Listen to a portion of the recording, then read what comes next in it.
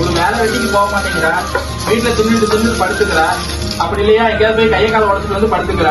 உங்களுக்கு என்னதான்டா நினைச்சிட்டு இருக்கிற நீங்க?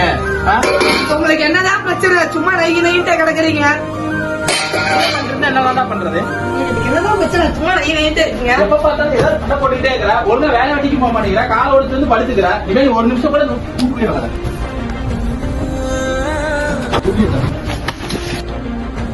என் துணியெல்லாம் எடுத்துட்டு வாங்க, நான் பூரா எடுத்துறேன். இனிமேல் ஒரு நிமிஷம் கூட இந்த வீட்டுல இருக்க கூடாதா?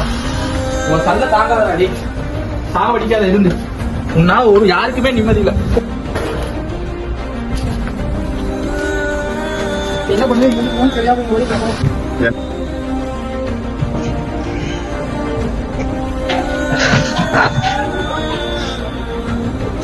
இட்ரா போன் இட்ரா. ஹலோ சூசா, வீட்டு விட்டு துரத்தி விட்டாங்கடா. நீ இப்படி பேசுற பத்தியாடா? கால் உடைஞ்சிருக்குன்னு உனக்கே தெரியுமில்லடா. போன நீங்கடா, உங்களை எல்லாம் ஒரு நண்பன் சொல்லிக்கிறதுக்கு எனக்கு வெக்கமா இருக்குடா. ஐயோப்பா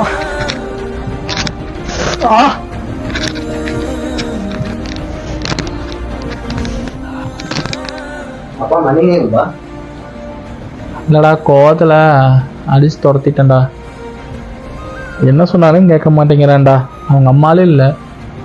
இப்போ இவனும் இப்படி பண்ணிட்டு இருந்தா நான் என்னடா பண்ணுவேன்? நாளைக்கு எனக்கு ஒன்று கிடக்க ஆச்சுன்னா யாரோட பார்த்துக்கோ. என்ன பார்க்கலான்னு பரவாயில்ல, அவனையாச்சும் அவன் பார்த்துக்கணும். அப்போ அவனுக்கு நான் ஃபோன் பண்ணனா ஃபோன் எடுக்க மாட்டான். உன் நம்பர்லேருந்து கூப்பிட்றான். நானும் கூப்பிட்டேன், அட்டன் பண்ணல. அதான் நான் வீட்டுக்கே வந்து பசங்க யார்ட்டையாவது ஃபோன் பண்ணி பேசியிருக்கானா என்னன்னு கேளுடா. மனசு கேட்கலடா. நான் கேட்டேன், சொன்னாலும் கேட்க மாட்டேங்கிறான் தம்பி. நீயே சொல்லு, பார்க்குறீல நான் எத்தனை கஷ்டப்படுறேன். நான் அவன் நல்லதுக்கு தான் சொல்கிறேன்டா.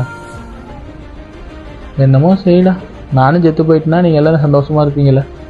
சரி, என்னன்னு பார்த்துருவீங்க, ஃபோன் பண்ணி சொல்லுங்கள்.